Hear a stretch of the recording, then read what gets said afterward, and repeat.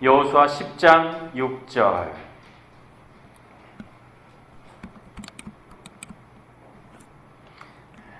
새번역 성경으로 우리 한번 읽어보도록 하겠습니다. 앞에 있는 화면을 같이 보고 읽어주시면 좋겠습니다. 같이 한번 읽습니다. 기브온 사람들은 길갈 진에 있는 여호수아에게 전가를 보냈다. 이 종들을 버리지 마십시오. 속히 우리에게로 와서 우리를 구출하여 주십시오. 우리를 도와주십시오. 산간 지방에 거주하는 아모리 왕들이 연합군을 이끌고 우리를 공격하였습니다. 아멘. 오늘 말씀의 제목입니다. 같이 한번 읽어주시면 고맙겠습니다. 나의 기브온은 누구일까? 한번 같이 읽습니다. 시작. 나의 기브온은 누구일까? 이렇게 제목을 잡아봤습니다. 오늘 설교는 제가 질문으로 먼저 한번 시작했으면 좋겠습니다. 좀 황당한 질문일 수도 있는데, 기도할 때 담배 펴도 되나요? 어떻습니까? 썩 권장할 만한 사항은 아니죠? 네. 그럼 바꿔서 한번 질문 드려보겠습니다. 담배 필 때 기도해도 되나요? 되겠죠? 우리는 똑같은 것인데 이렇게 생각을 바꾸면 그거는 좀 아닌 것 같은데 하다가도 그럼 해야지 이렇게 바뀝니다.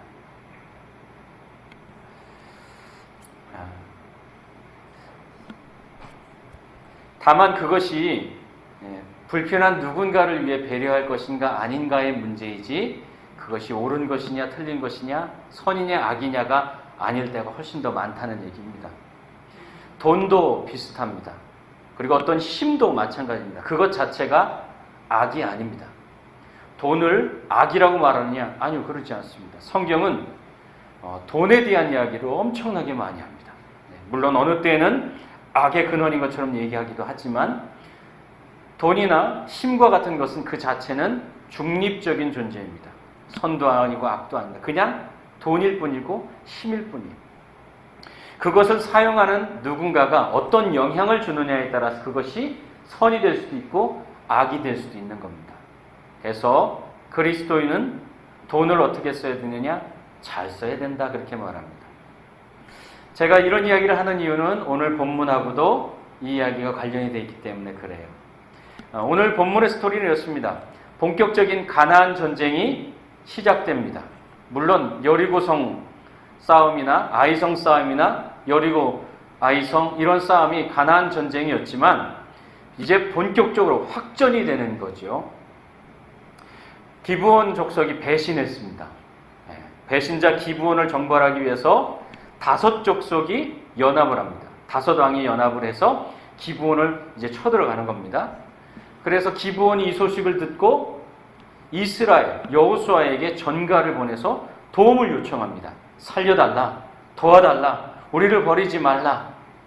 그러자 여호수아와 이스라엘이 그 전쟁에 참전해서 하나님의 기적적인 도움과 또 이스라엘의 용맹스러운 전군이 참여했습니다. 그래서 적들을 물리치게 되었다. 그게 이 10장의 이야기입니다. 제가 주중에 보내드린 설교에 이 전쟁을 완벽한 전쟁이다, 그렇게 얘기했습니다. 왜냐? 전능자의 보급이 있었습니다.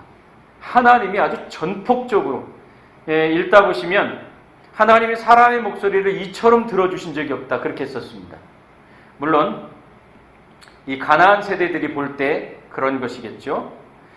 전능자의 보급, 전능한 보급이었습니다. 심지어 하늘에서 우박도 내리고 해도 멈췄습니다. 또 하나님의 지원이 있었죠. 그리고 용맹한 군대, 이스라엘 군대, 용맹스러운 군대들을 보냈습니다. 그러니까 승리할 수밖에 없는 전쟁이었죠. 그러나 저는 이 이야기를 보면서, 그리고 10장만 읽은 것이 아니라 마지막 24장까지 다 하나하나 읽어가기 시작했습니다. 과연 이 전쟁이 나에게 무슨 이야기를 해줄 수 있을까? 그런 고민이 들었거든요. 근데 아무리 완벽한 전쟁이라 할지라도 그 전쟁에서 길을 찾을 수가 없었어요. 솔직한 이야기로. 제 아들은 특전사입니다. 특전사입니다. 그런데 제 아들이 언젠가 그런 얘기를 하더라고요. 그 군대에서 군인들이 그렇게 얘기하나 봐요. 나로 인해서 나의 부모와 형제가 평화를 누린다. 그렇게 얘기하더라고요. 여기에도 평생 군 생활을 하시고 이제 은퇴하신 분도 계십니다. 그러나 전쟁이 아무리 완벽하다 할지라도 그것이 길이 될 수 없다라고 말하는 이유는 바로 이런 거예요. 군인이 전쟁을 하기 위해서 존재하면 불행하게 됩니다. 그것은 역사가 주는 교훈입니다. 히틀러, 그는 전쟁을 하기 위해서였죠. 일본의 침략, 그리고 지금 미얀마 사태, 이런 것들. 그러나 이 군이라고 하는 힘이 소중한 이들을 지키기 위해서 존재하는 힘이 되었을 때는 달라집니다.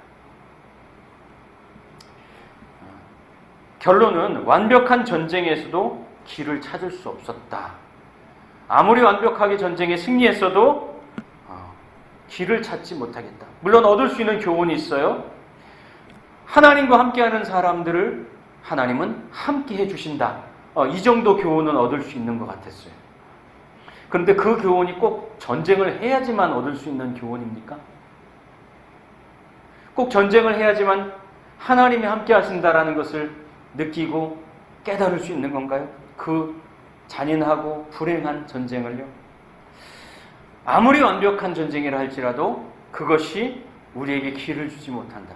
그래서 내린 결론은 역시 예수에게서만 길을 찾을 수 있다라고 저는 결론을 내렸어요. 제 눈엔 예수를 통해서 보여지는 길이 딱 하나가 있었습니다. 그것이 바로 기브온이었어요. 아니, 기브온이 무슨 예수를 통해 보여진 길이냐? 아니요. 같이 한번 생각해 보죠. 첫 번째, 기브온은 누구인가 한번 생각해 봅시다. 기브온은요, 이스라엘을 속이고 들어온 귀찮은 존재, 그리고 부담스럽고 거리끼고 손해주는 존재였습니다. 그런데 오늘 본문의 성경을 보니까 그들이 그렇게 찌질한 부족이 아니에요. 꽤 크고 힘도 있고 유력한 그런 용맹스러운 용사라고 되어 있습니다. 우리말로 하면 나름 방귀 끼는 힘 좀 쓰는 종족이었다 그 말입니다. 방구 아무나 낍니까? 동네에서 좀 힘 좀 쓰는 사람만 방구 끼는 거죠. 그리고 그렇게 투항해서 주를 위해서 살 기회를 얻은 사람들이 기브온이었습니다. 그런데 오늘 10장의 이 기브온은 어떻습니까? 한마디로 도움을 요청하는 사람들이었습니다. 도움을 요청하는 사람. 이스라엘의 도움이 필요한 사람. 그들이 기브온이었습니다. 그래서 예수님의 답은 무엇이었느냐? 그들이 강도 만난 자들이었다는 얘기였어요. 그들이 강도 만난 자입니다. 그래서 두 번째는요, 나의 기브온은 누구인가? 이게 두 번째 질문입니다. 그러면 나의 기브온은 누구일까? 이 말씀을 보내고 나서 제 아내가 저한테 묻더라고요. 내 기브온은 누구야? 네. 그래서 항상 이런 질문은 우리에게 부담을 줍니다. 그렇죠? 알 수 없는 짓누름이 돼요. 그러면서 그러더라고요. 내 속에는 그 사람 때문에 부글부글 끓어오르는데 살다 보면 그러지 않습니까? 누군가가 같이 일하는 직장일 수도 있고 가족일 수도 있고 내 속을 부글부글 끓어오르게 하는 사람이 있는데 그 사람도 내 기브온이야? 항상 나를 괴롭히고 있는 그 사람이 내 기브온이야? 그런 질문이 생기잖아요. 내 기브온은 도대체 누구인가? 요즘 용서란 비슷한 주제가 용서인 것 같아요. 요즘 TV에서 연예인들, 스포츠계 난리가 났죠. 학폭 문제 때문에. 어린 시절에 그 학교 폭력을 자행한 것 때문에 완전히 그들의 삶이 최고 정점에 있을 때 다 뒤집어지고 거꾸로지고 있습니다. 다 드러나고 있습니다. 자, 그런데 그들이 잘 나가는 모습을 보면서 그 학폭을 당했던 아이들이 만약에 그 기억에 잠겨서 지금도 여전히 상처 속에서 불행하게 살아간다고 해보십시오. 근데 그가 교회를 다녀요. 그가 이렇게 얘기하는 겁니다. 저 잘 나가는 저놈이 옛날에 나한테 똥 먹이고 때리고 빵 셔틀 시키고 내 인생을 그렇게 불행하게 만들었던 놈이야. 근데 그 얘기를 듣다가 그래도 너는 예수 믿잖아. 너 그리스도인이잖아. 예수 믿으니까 용서해라고 한다면 여러분 어떻겠습니까? 그는 또 한 번의 학폭을 당하는 겁니다. 또 한 번의 폭력을 당하는 거죠. 그러면 기브온은 도대체 누구인가? 저는 이 10장 본문에 한해서 이야기하고자 합니다. 그리고 그 다음은 또 그 다음 걸음을 떼면 되는 거예요. 처음부터 십자가에 달릴 생각을 하지 마십시오. 첫 번째, 기브온은 누구일까? 기브온은요, 스스로 책임지는 자리에 서 있던 사람이었습니다.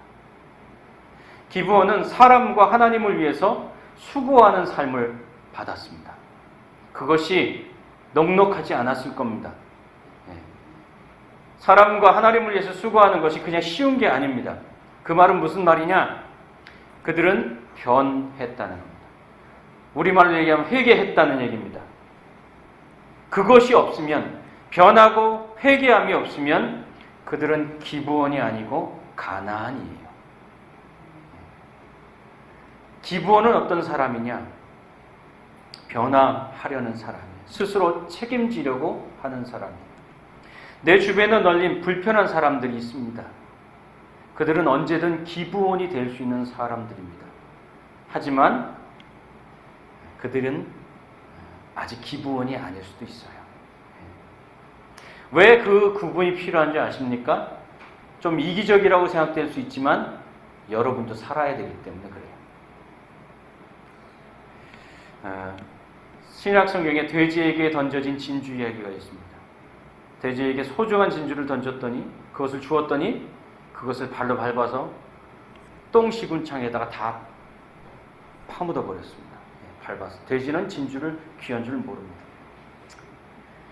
나는 여전히 희생하고 선대하는데 계속 밟히는 삶을 살게 될 수도 있기 때문에 그래요.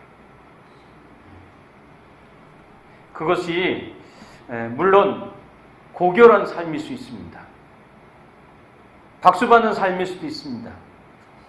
그리고 어느 순간 그리스도인은요, 고난을 받아야, 그리고 받아들여야 할 때가 있습니다. 그러나 관계로 풀어가야 하는 일은 밟히는 것으로 해결되지 않습니다. 그냥 내가 참아야지, 내가 용서해야지, 그것만으로 해결되지 않습니다. 관계는 쌍방강에 일어나는 회복입니다. 그래서 기브온은 누구냐? 스스로 책임지려고 하는 자입니다. 두 번째, 나의 기브온은 누구인가? 두 번째, 도움을 요청하는 사람입니다. 여러분의 기브온은 도움을 요청하는 사람이에요. 스스로 책임지는 것이 그가 해야 되는 일이라고 한다면 도움을 요청하는 것, 그때부터 내 몫이 돼요. 그 관계는. 그가 나에게 도움을 요청했을 때 내 몫이 돼요. 이제 내가 고민하고 선택해야 되는 순간이 되는 겁니다. 그런데 어떻게 해야 될까요? 여기에서 늘 우리는 한계에 부딪혀요. 그가 도움을 요청할 때 그 도움을 주기에는 내가 너무나 버겁단 말이에요. 너무나 힘들단 말이에요. 한계에 부딪혀요. 여전히 그가 믿고 여전히 내가 준비되지 않았어요. 그를 받아들이고 도와줄 준비가 안 돼 있어요. 어떻게 해야 될까요? 그때는 기도하고 성령님을 의지해야 합니다. 진심으로 드리는 말입니다. 그냥 기도하세요 이렇게 습관적으로 던지는 말이 아닙니다. 기도로 주께 모든 것을 내어놓고 물어야 되는 겁니다. 주님 어떻게 해야 합니까? 라고 물어야 돼요. 그때 주님은 대개 두 가지로 답을 하셨습니다. 저에게도 그렇고요. 첫째는요, 내게 평화를 주십니다. 기도하고 성령께 의지할 때 어느 순간 내게 평화를 주십니다. 그리고 그 문제와 또한 그 감당할 수 없는 마음이 담담하게 대면할 수 있도록 힘을 주십니다. 어느 순간 그 순간이 옵니다.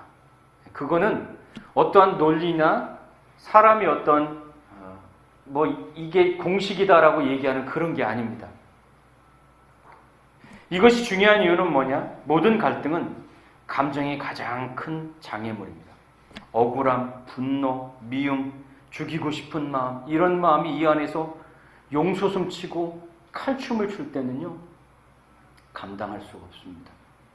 그것을 내가 스스로 가라앉히기도 어렵습니다. 그때 주님 앞에 나와야 됩니다. 시편을 읽다 보면요, 기도 안 차는 시편이 있습니다. 하나님, 원수의 아들을 죽여주십시오. 몇 대를 멸해 주십시오. 이빨을 몽창 뽑아주시고 팔다리를 다 분질러 주십시오. 시편에 그렇게 기도한다니까요.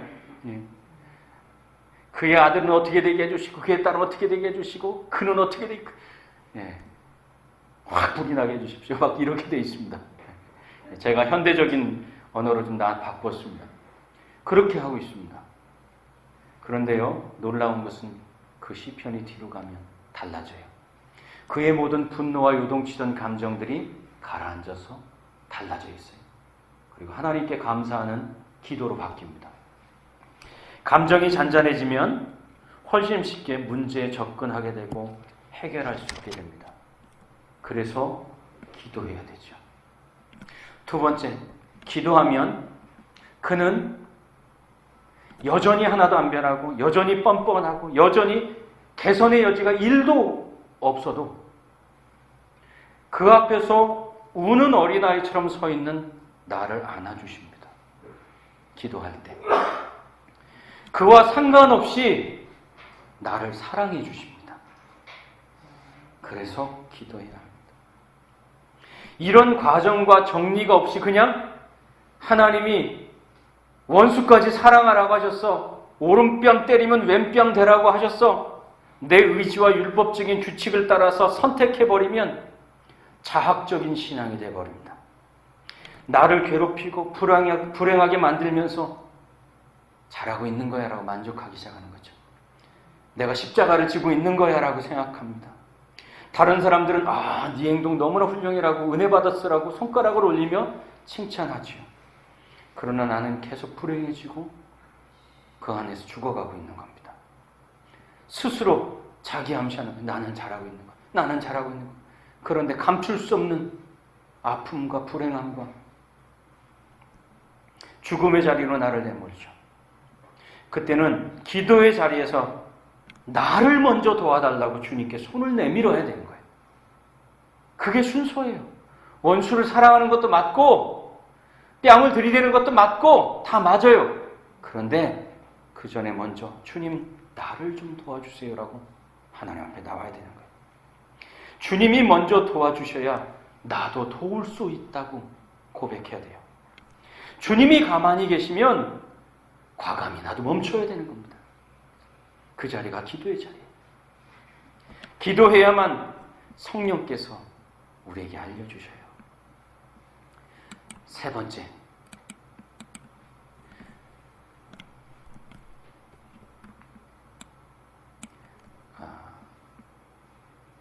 틀렸다. 세 번째, 나의 기부원은 누굽니까? 도움이 없으면 더 이상 살 수 없는 사람이 나의 기부원입니다. 똑같은 말 같지만 좀 다릅니다. 이 사람은 지금 물에 빠진 사람입니다. 이때는 무조건 살린다입니다. 도움이 없으면 더 이상 살 수 없는 사람, 물에 빠져서 지금 꼴깍꼴깍 하는 사람은 기도해보고요 그런 거 없습니다. 그냥 살려야 됩니다.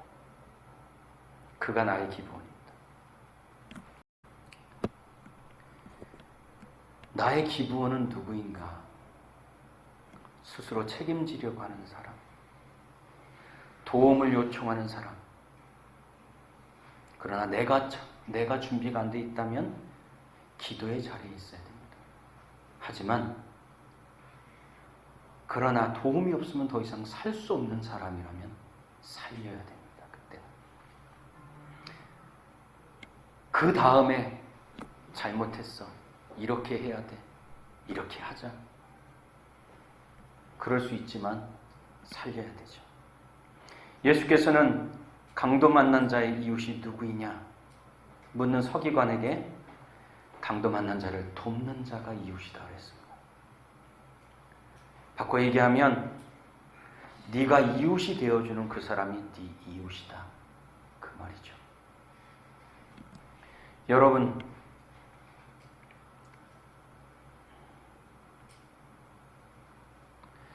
오늘 말씀의 결론입니다. 기도할 때 담배 펴도 되나요? 담배 필 때 기도해도 되나요? 똑같은 것이지만 우리는 다른 느낌을 받습니다. 우리의 답은 늘 답이 아닌 경우가 태반입니다. 기부원 앞에서 뭘 해야 할지 모른다면 주님께 물으십시오. 주님이 안아주셔요.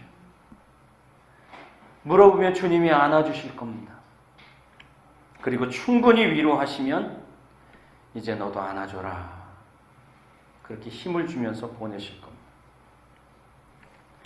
주님께 나오면 기부원도 살고 나도 살게 됩니다. 나의 기부원을 살리며 사는 삶, 예수 앞에 나도 사는 삶, 그렇게 되기를 바랍니다. 나의 기부원은 누구인가? 나의 기부원은 누구인가? 세 가지로 함께 생각해 보았죠. 여러분의 기부원은 누구입니까? 그 기부원 앞에서 기도해야 한다면, 내가 준비되어야 한다면 기도하십시오.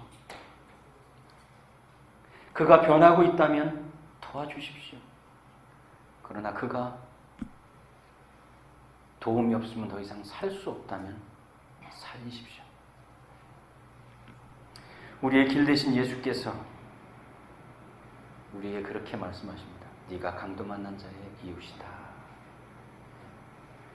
여러분의 삶에 기부원을 살려서 나도 사는 그런 삶 되기를 바랍니다. 기도하겠습니다.